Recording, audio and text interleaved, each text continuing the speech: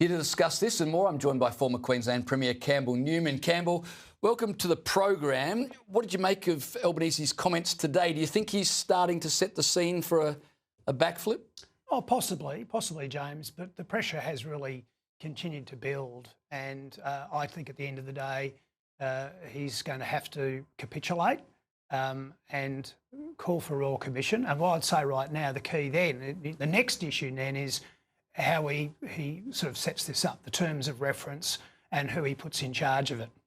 Because by gosh, after all the shilly-shallying of the last few weeks, which has been just appalling, of course, I think he'll do everything to try and confine this as tightly as he can. And so I think what the next thing we'll all be doing in the world of commentary and the media is to actually call him out if he tries to actually, in a blunt term, rig it. And that's the problem, isn't it? Even if he does call a Royal Commission, it won't be because he believes this is a good thing. It won't be because he wants it. It will be because the political reality has become impossible for him to avoid. Well, that's where it's got to, that the reality is impossible for him to avoid. And, I think he's suffered a tremendous dent. I mean, a very big dent to his credibility, his personal standing with all Australians, really. Across the political spectrum, by the way. I think, in his own party, clearly he's taken a hit. For people who are swing voters, I think they will never see him in the same way again. So, he really hasn't got a leg to stand on. And by the way, to even suggest that, people in, high positions in government, in the public sector, are saying that this isn't a good idea. I mean, that's rot. They're, frankly, the people who need to be investigated just as much as the political arm of government. Because, from what I can see as a layperson, but having been involved in government, there seems to be a lot of smoke around failings by people involved in the security and the policing of Australia. Yep. And, look, I mean, James, they've got a conflict of interest. They might want to lift the lid off various things and have a look into the tea leaves, would they? No doubt.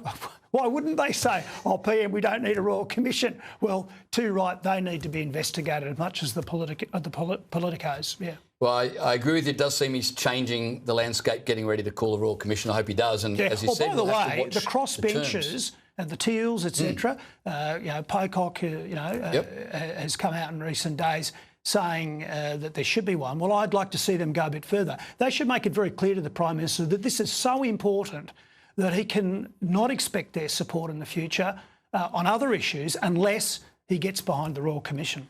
I want to ask you about Victorian politics. Sam Groth, the Deputy Leader of the Liberals, announced yesterday that he will not recontest the next election. I've got two questions on this.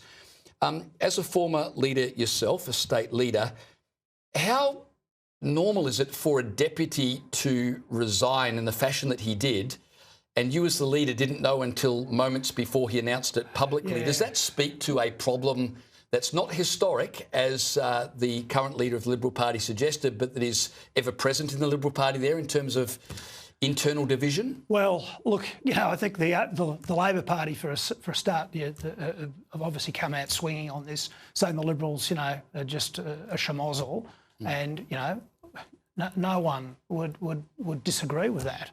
And look, I don't know Sam Groth, and what I have read in the media over recent months is clearly he and his family have been put under a lot of pressure, and I can be sympathetic about that, but I don't like the way that he appears to have gone about this.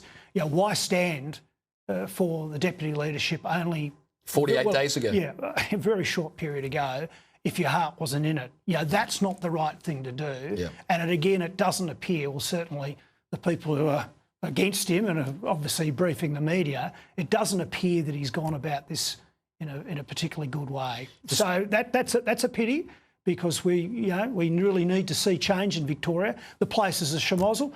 I run a commercial property fund with some colleagues these days, and I can tell you now, there is one state we will not go to under any circumstances in Victoria. We would never invest in Victoria. We'd never put our investors at risk by trying to buy any sort of office building or industrial building in the state of Victoria. It's just not worth it. Very good. Campbell Newman, always a delight to talk to you. James. Thanks for joining me.